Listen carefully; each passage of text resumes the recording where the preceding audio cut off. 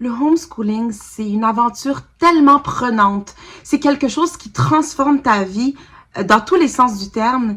Et parfois, en se laissant emporter dans ce chaos, dans ce tourbillon, dans cette magie, on se perd un peu.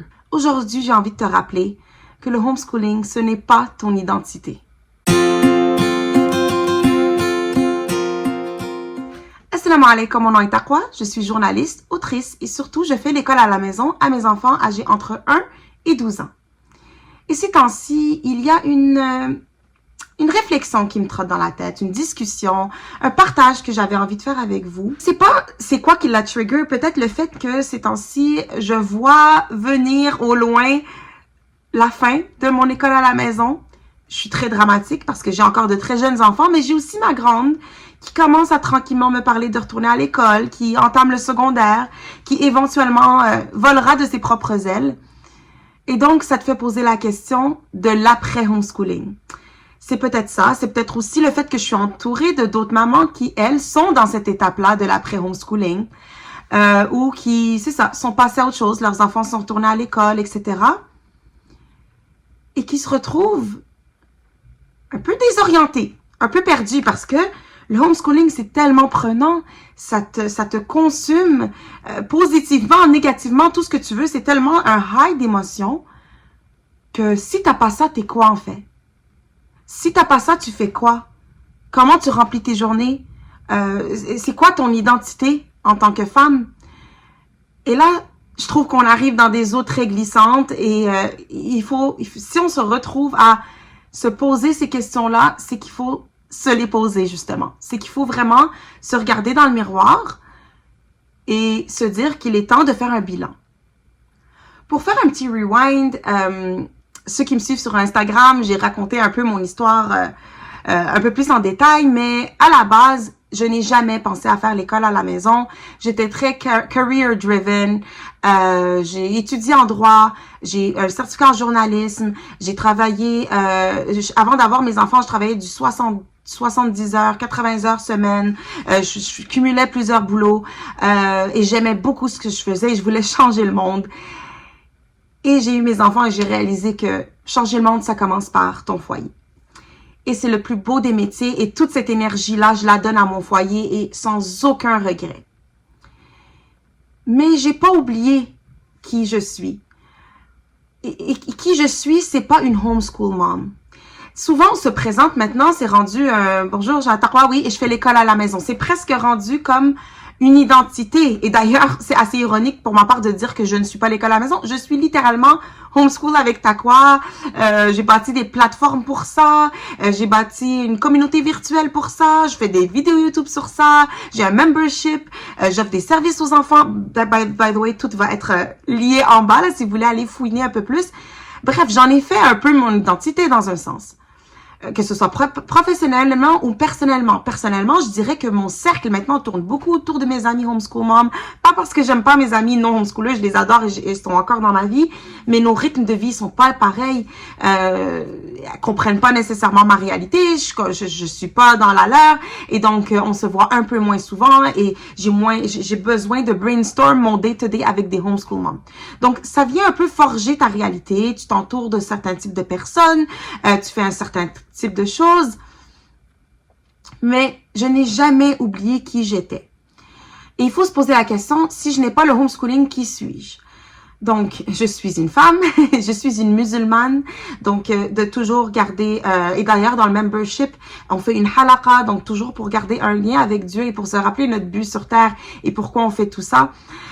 Donc, je suis une musulmane, je suis une femme, je suis quelqu'un qui aime le temps seul, je suis quelqu'un qui a besoin de beauté, de poésie, je suis une amoureuse des mots, sous toutes ses formes, je suis quelqu'un qui aime le chocolat, je suis quelqu'un qui aime rire, je suis quelqu'un qui aime la nature, je suis quelqu'un qui... Bref, vous voyez ce que je veux dire?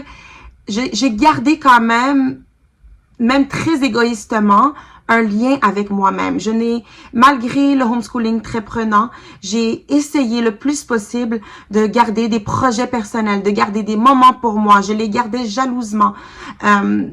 parfois même, je priorisais mon bien-être au-dessus de celui de mes enfants parce que une maman qui n'est pas épanouie, une personne qui n'est pas épanouie ne peut pas redonner à sa famille. Ça, on l'entend souvent, mais quand même, c'est tellement facile de se laisser emporter dans la vague, de faire du homeschooling son identité et se perdre là-dedans. Alors oui, je suis la maman qui fait l'école à la maison, mais c'est quelque chose que je fais, l'école à la maison. C'est pas quelque chose que je suis. Les enfants grandissent, les méthodes changent, mais toi, tu restes. Pourquoi j'en parle? C'est qu'il y a plusieurs risques au fait de se perdre et d'associer son identité à celle de homeschool mom uniquement. Un de ces risques-là, c'est le burn-out. Donc, le fait de se voir seulement à travers son chapeau de homeschool mom ou principalement même à travers son chapeau de homeschool mom, ça peut faire en sorte qu'on se brûle parce qu'on veut performer cette identité. Évidemment, on se l'approprie à 100%, on veut être la meilleure possible et donc on peut se brûler, on peut se comparer aussi. Donc, ça amène ce danger-là du burn-out. Ça fait en sorte aussi que notre estime de soi et notre vision de nous est rattachée à quelque chose qui est en constant mouvement et donc va plus dans l'instabilité. Parce que nos enfants grandissent, changent et aussi notre situation change. Qu'est-ce qui dit que demain, j'aurai pas une situation que Dieu me préserve, que Dieu nous préserve, santé, financière, peu importe, qui fait en sorte que l'école à la maison n'est plus une option. Donc oui, pour vous dire la vérité, ce serait un grand deuil, mais c'est quelque chose que je dois constamment me rappeler pour me dire, ça c'est pas pour toujours. Ça c'est une saison de ma vie. Un autre danger dans le fait de puiser son identité dans l'école à la maison, c'est le fait de projeter peut-être une pression un peu grande aux enfants homeschoolers. C'est-à-dire que l'enfant le sent quand on dépend presque de lui et donc peut-être aura de la misère à voler de ses propres ailes, aura de la misère à faire des choix qui vont le rendre totalement indépendant ou de plus en plus indépendant. Donc ça peut être un danger, le fait qu'on a peur de let go. Puis comme je vous ai dit, je l'ai un petit peu ressenti cette année quand ma fille a un peu commencé à me parler de retourner à l'école. Elle commence à être un petit peu curieuse par rapport à son retour dans le système et tout. Et c'est difficile, ça va être difficile de la let go parce qu'on est tellement fusionnels, on est tout le temps ensemble depuis des années, tous les jours ensemble, que ça va être difficile d'envisager l'après. Mais ce qui me permet de me rationaliser, c'est de me dire, je vais amplement m'occuper sans elle. J'ai amplement assez de projets et d'idées et de choses que j'aimerais faire pour moi-même et que je sacrifie en ce moment. You know what? It's gonna be also a good thing quand elle va partir, Inch'Allah. Puis là, je parle de partir comme si elle se mariait demain matin, là, ben, if you're a homeschool mom, tu comprends ce que je veux dire.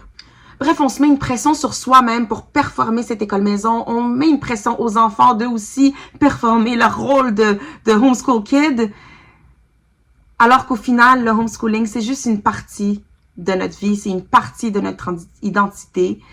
C'est quelque chose dont je suis très fière. C'est quelque chose que je pense qui est essentiel comme choix. Clairement, j'en fais mon cheval de bataille en ce moment, in this season of my life. Mais c'était un rappel aussi quand même que je voulais vous faire.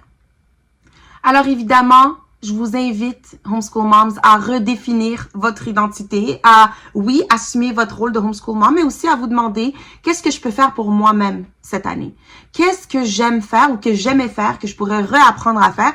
Même avec vos enfants, vous pouvez leur partager une de vos passions, la couture, whatever, le jardinage. Là, je nomme des choses qui m'intéressent pas pantoute. Moi, je suis tellement pas manuelle. Tout ce qui est avec mes mains, je suis pas très bonne. Moi, c'est vraiment dans la tête. Mais vous pouvez partager ça avec vos enfants ou prendre un temps pour vous et être égoïste pour vous, le mettre à l'horaire, se dire, moi, le samedi soir, peu importe ce qui arrive, c'est moi, c'est mon temps. S'il faut que je sorte de la maison, je sors de la maison, etc., etc. Cultiver aussi sa spiritualité, comme je l'ai dit en tout début de vidéo, se rappeler qu'au fond, on est tous les enfants de Dieu, on est tous là pour un seul but, qui est celui de plaire à Dieu, et donc, au final, it doesn't really matter. Peu importe où sont nos enfants, on est responsable de nous-mêmes. On a notre propre rôle, indépendant de celui des enfants. Il faut qu'on se concentre sur nous-mêmes avant tout. Et petite astuce pratico-pratique, la prochaine fois que vous vous présentez, essayez de vous remarquer, est-ce que vous mentionnez que vous faites l'école à la maison dans la première minute de votre présentation? C'est très tentant de le faire parce que souvent c'est aussi un small talk, ça ouvre une conversation très crunchy et les gens ont plein de questions et ça permet d'ouvrir une conversation, mais si vous voulez vous mettre au défi, essayez de vous présenter autrement et de laisser l'école à la maison arriver un peu plus loin si ça doit arriver, si on vous pose la question, mais de pas en faire votre identité première. Je lance ça, je dis ça, je dis rien. Vous me direz comment ça fonctionne pour vous. Bref, si vous faites l'école à la maison, est-ce que c'est quelque chose que vous ressentez? Est-ce que vous sentez que vous perdez un peu de votre identité? Ou si vous pensez à faire l'école à la maison, est-ce que c'est quelque chose qui vous fait peur de vous perdre en tant que personne? Si c'est le genre de conversation qui vous intéresse, je vous invite fortement à rejoindre ma communauté Homeschool avec Takwa. Je suis sur Instagram presque à tous les jours. En story, je partage du contenu. J'ai une infolettre mensuelle gratuite. J'ai aussi des services payants, c'est-à-dire un membership payant où est-ce on va aller un peu plus en profondeur, où on a halaqa entre mamans, il y a des rabais pour tous les événements parce que j'organise des sorties, des clubs de lecture, bref, je vais tout laisser en bas et si vous avez la moindre question, n'hésitez pas à me rejoindre, communiquer avec moi. N'oubliez pas aussi de rejoindre, j'ai un groupe WhatsApp. Bref, tout va être en bas et on continue la conversation quelque part sur le virtuel. Et en attendant, on se retrouve dans la prochaine vidéo. Salam alaikum.